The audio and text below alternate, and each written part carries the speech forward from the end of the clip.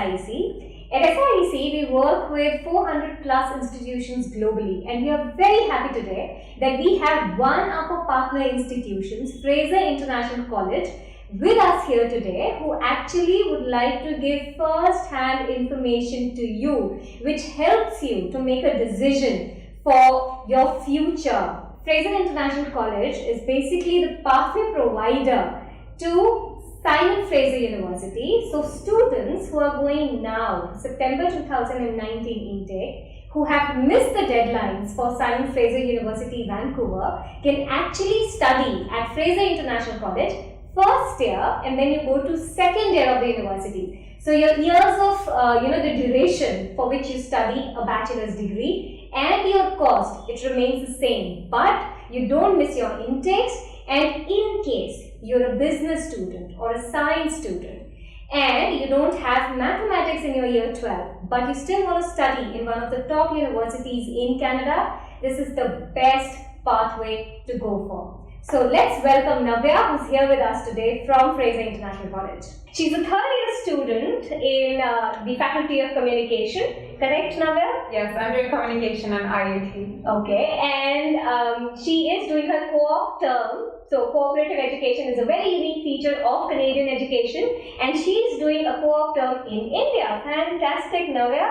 Thank you for introducing me. Excellent. It's a pleasure to have you with us today. So, where are you from, Navya? I mean, primarily you went after your year 12, right? I did, yes. I am from Delhi, and I am from East Delhi very much. Okay. So yeah, I am a Delhi girl, and I did my high school from Delhi, and after my high school, I went to Canada for my undergrad.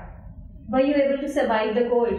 Well, I am a person who feels cold very easily, yeah, but Vancouver has always been a place which is not super cold. The minimum temperature that I have experienced was -10, so it wasn't very, very cold as compared to other places in Canada. So I would say, yeah, it was bearable, it was okay. So I'm intrigued actually. So when it is -10, yes, and you're out, yes. I mean, are you okay? And what steps you should take to take care of yourself when you go out in the cold? Right. So, well, it's a different experience, I would say, altogether, because you have to use transit in Vancouver. There's no option for Uber or any cab or anything. So everyone transits, and you see everyone doing it every day. So you get that motivation that, oh yeah, if they can do it, then why can't you do it? And yes, so keep all the warm clothes with you all the time. Keep an umbrella with you all the time, I would say, because Vancouver is a place where it rains anytime. It's very unpredictable. Okay. So yeah, keeping all those things with you intact. But you survived?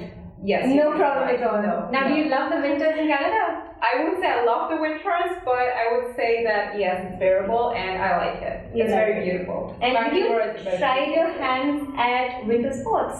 I did. Okay, so I went for ice skating, and I remember my first experience. I fell so many times. It was terrible, but then I loved it so much. I went again so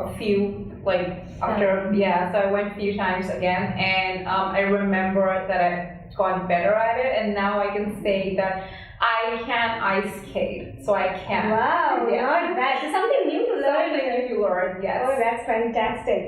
Okay, so except the winters, how has been Canada as a study destination for you? As a girl, safety point of view, and as such also the Canadian culture, how's it been for you? I would say Canada, and talking about Vancouver specifically, it's a very friendly environment, and being a city girl and going to another city was not a big switch. However, Vancouver, because it's altogether a different place, you meet different people, there's a difference in the kind of people you meet, and you get how to get adapted to that kind of environment. But it was made easier once you are out there. So like talking about it, sitting over here, you can just imagine. But when you're out there, you have to do it. So there are people to support you, and especially I would say because I went to FIC my first year, this faculty and the staff was really helpful. It really helped me to gain the zest of the whole Canadian environment.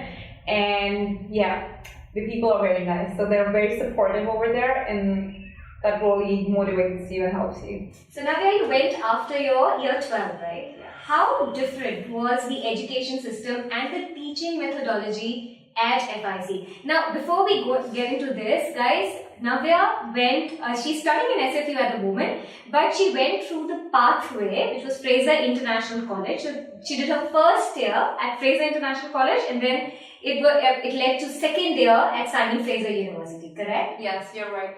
So I did my high school in Delhi, and then I did my first year at Fraser International College, which is a pathway college which directs the students to the second year of SFU.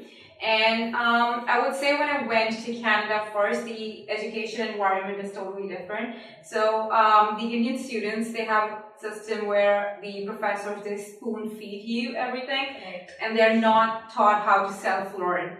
So in Canada, however, the students, they really need to focus on self-learning. That is one of the most important aspects. And going directly to a university, SFU, you have a class full of like 200 students, and the professors, they're giving lectures on mics.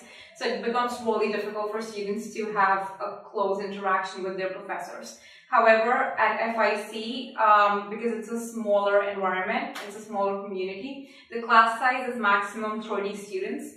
Once you go to a class, you get they help you with the whole experience of self-learning. However, it's with the interaction, with good interaction with the professors, with the 30 students. The professors remember your names, they help you personally, and it's more like a grooming place where the international students get help directly from the professors from SFU. And once you get transferred to the second year of SFU, there might be chances you meet the same professor, so they remember you personally. So it's a very good way to make connections.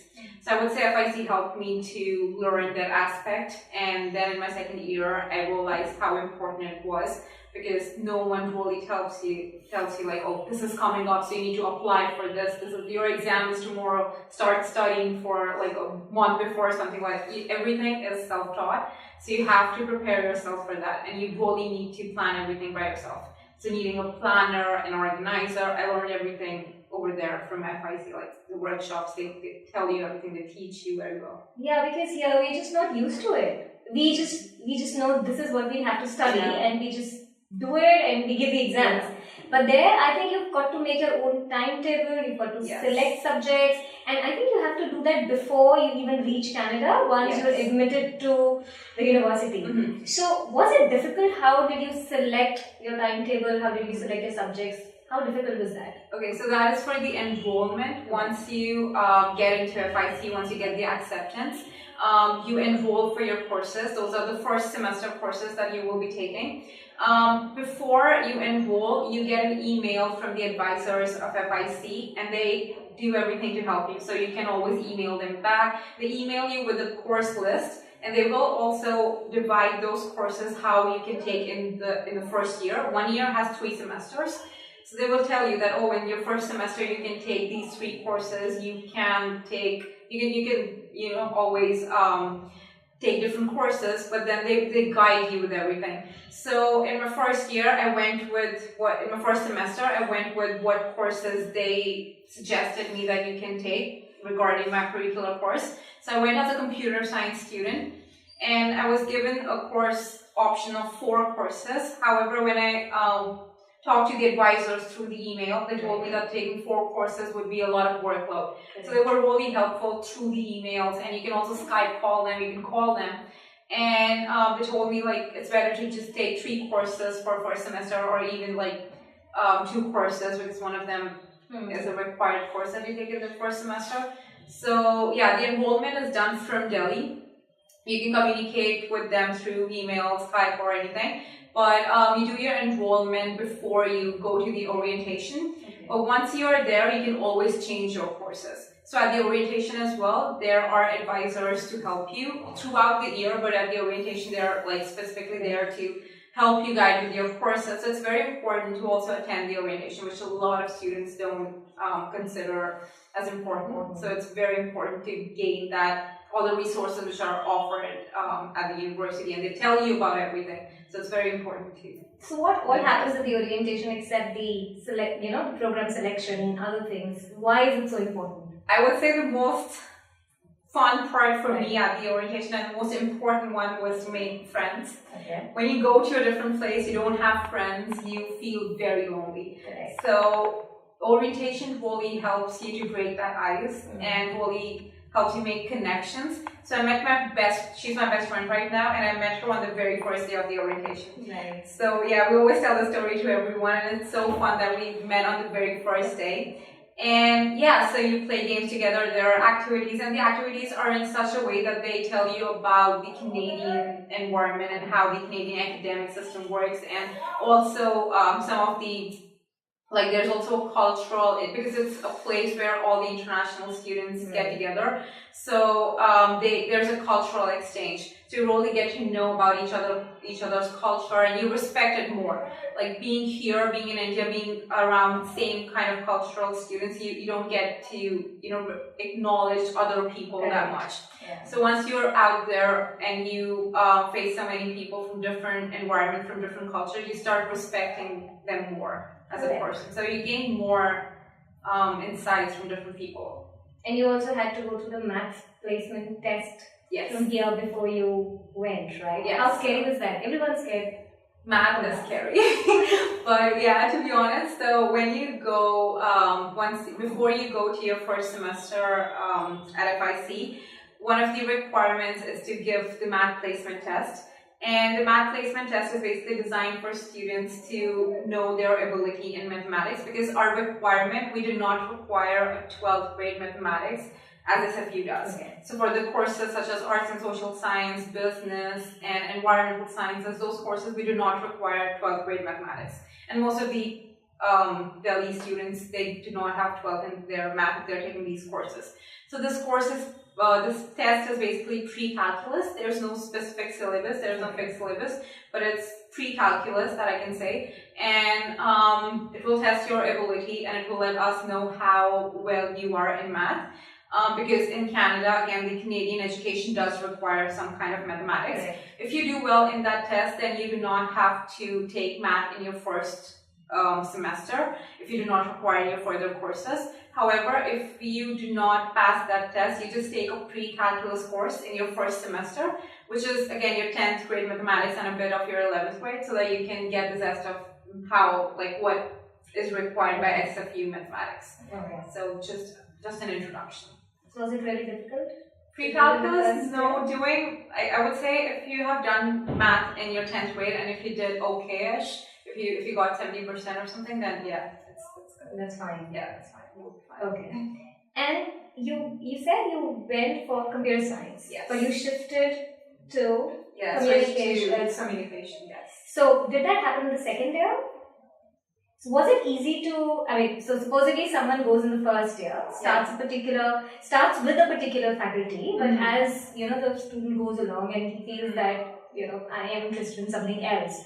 Right. So was it easy to make a shift onshore? Yeah, so again, the advisors are very helpful at FIC, and my first year I did computer science. And I did pretty well in my 12th grade computer science when I was back in India.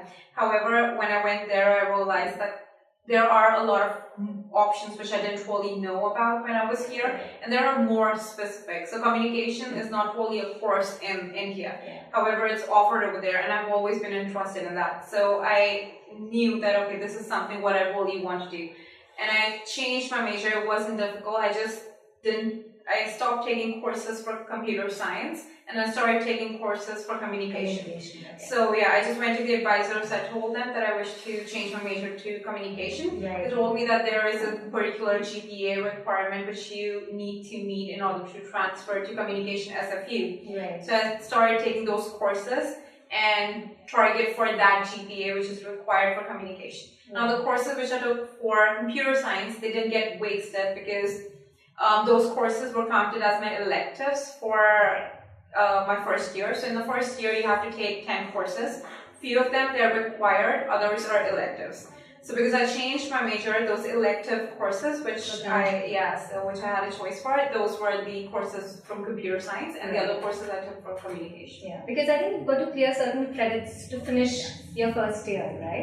There are 10 courses, and every course is a 3-credit course. Okay. But if you wish to take more courses, you can definitely spend 1 extra semester at FIC, and we only offer pathway to the university directly, so there is no way you can complete your education at FIC. You will get transferred to SFU for sure, but if you're not able to meet the requirement, let's say for communication it was 2.5, and it keeps on changing, so at my time it was 2.5. So if you cannot meet that requirement, which is around 70-75%, then you take additional semester and you choose the courses which you are good at. So you choose the electives, and then you transfer with after attaining that GPA, you transfer to SFU in the second year. Once you get that GPA. All this, the advisors keep telling you and guiding you that what you're good at, what are your, so you can go and take their advice and ideas. Yes, but there's always a part which you have to make an effort from your end. So you have to keep an eye on your emails, you have to be more concerned, because I've seen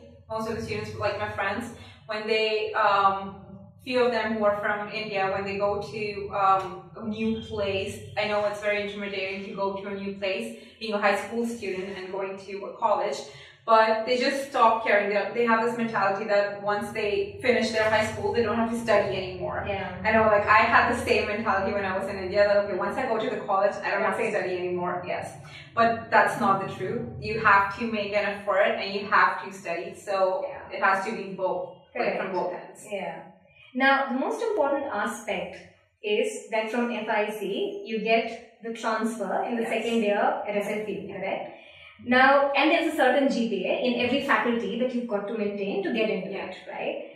How did you keep track that you're getting the right GPA, and was there any point of time you felt that probably I'm not getting there, the kind of GPA that is required?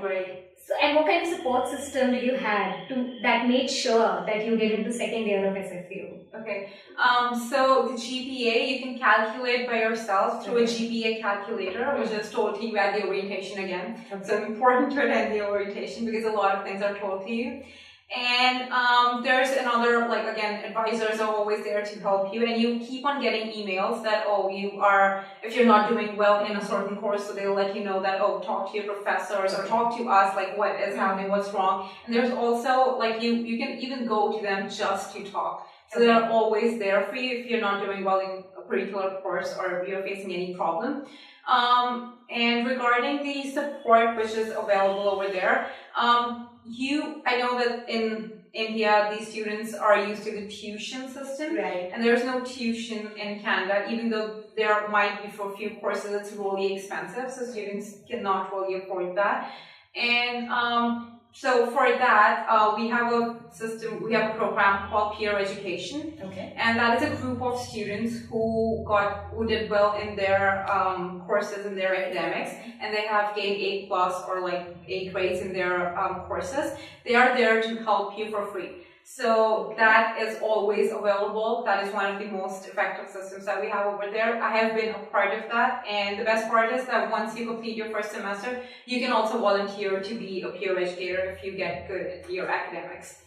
And then there's also the professors are really helpful. So because I said the class size is smaller, the professors, they give you specific attention, individual attention, and they also have office hours. So you can also get back to them with your questions after the classes or take appointment with them. So it also helps you to know how to send emails to professors and those small things which you really need to know once you enter a college, once you enter a university. So the college really helps you with that bridge. It acts like a bridge and to get that path covered up to the So there's a lot of academic support system as well, for sure, in case you are lagging behind with the kind of GPA that you require to get into the second year, right? And do you think overall, because you studied at Fraser International College, it really prepared you for the university life when you got into the second year? Because ultimately it's all about your success at the university at the end of the day and for the longer duration. Yeah. Do you think it really...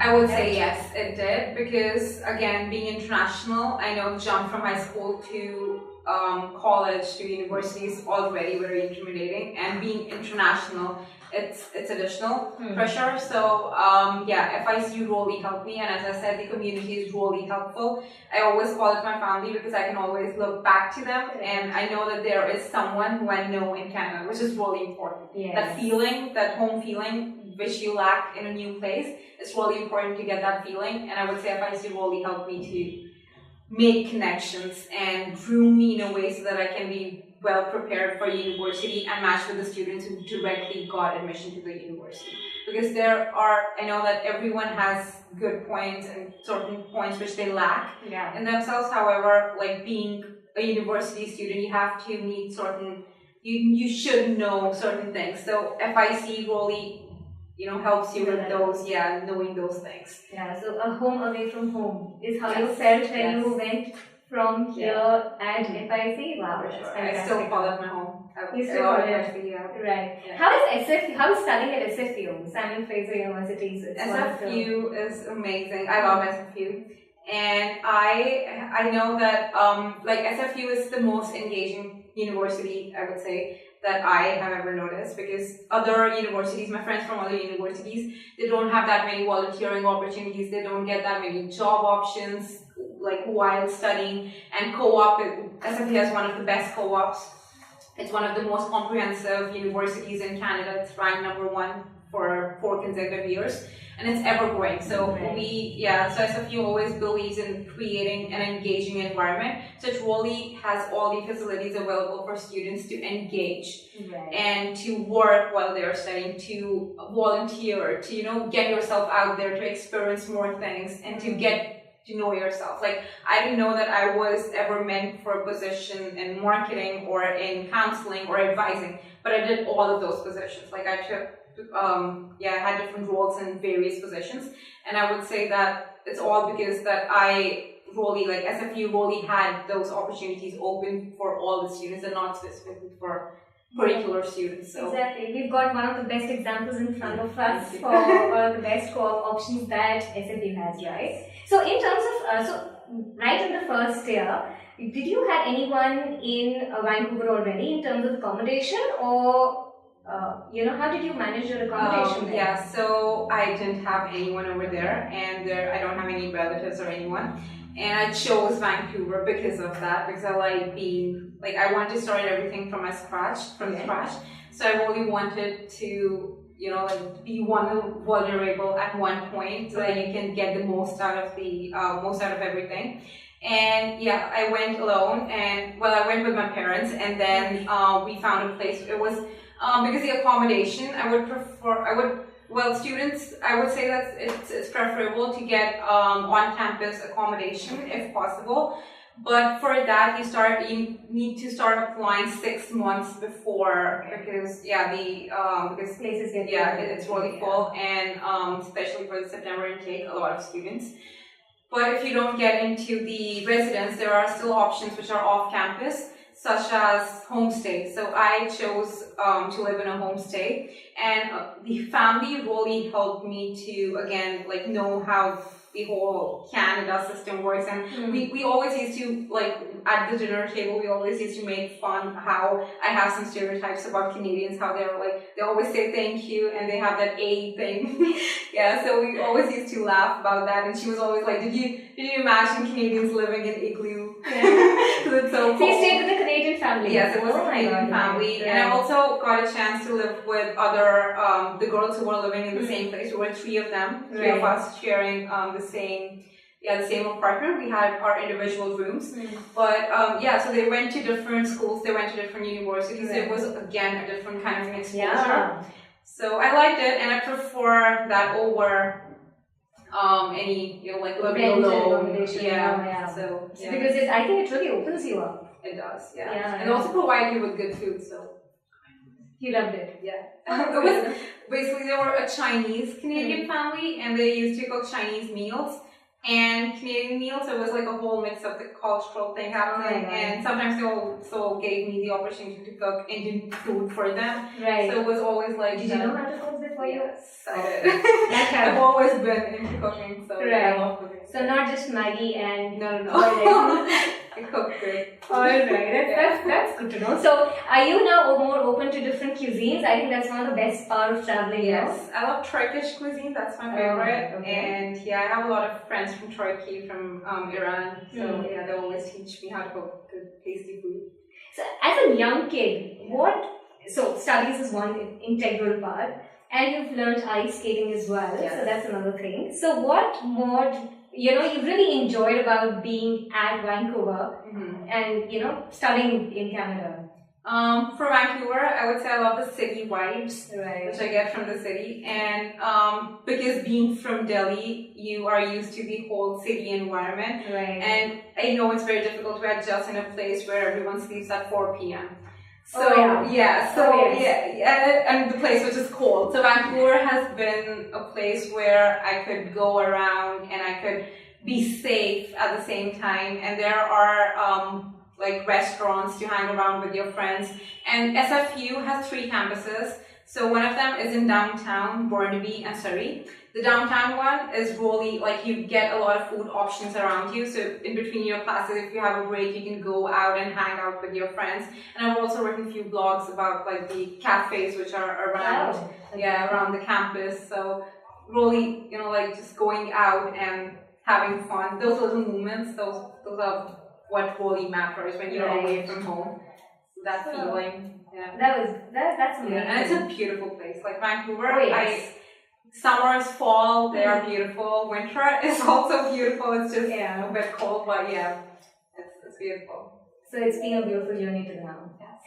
And what about part-time jobs? Were you able to do it? Were you able to get it? And what is the best way to actually start finding part-time jobs, once you're through in your first semester? So you get a 20-hour per week allowance with your study permit. And the students, if they opt for, let's say, 4 courses a semester, then they don't really get time to work while they're studying, because you do have pressure to study. But if you are taking it easy, you take 3 courses a semester, then you do get time for part-time jobs as well. In my first semester, I obviously didn't do my job because I really wanted to get the whole feel of it, whole test. And then I remember my first job was when I was 17. So I went there when I was very young. I went in my early age, 17. And my first job was with one of the grocery companies in Canada. They recently started, was a US company, and I worked as an in-sales coordinator. So I got that position only because I started volunteering before, like in Canada, before I looked for a job. Because when you're out there, you know that you really need that Canadian experience to apply for the jobs in Canada. And if you start volunteering, you can write on your resume that yes, you have that Canadian experience. And FIC helps you with all the workshops, how to create the resume, how to tailor your cover letter and those kind of things. Apply for jobs, look for jobs which really interest you. And yes, so you can start applying for jobs as soon as you are ready.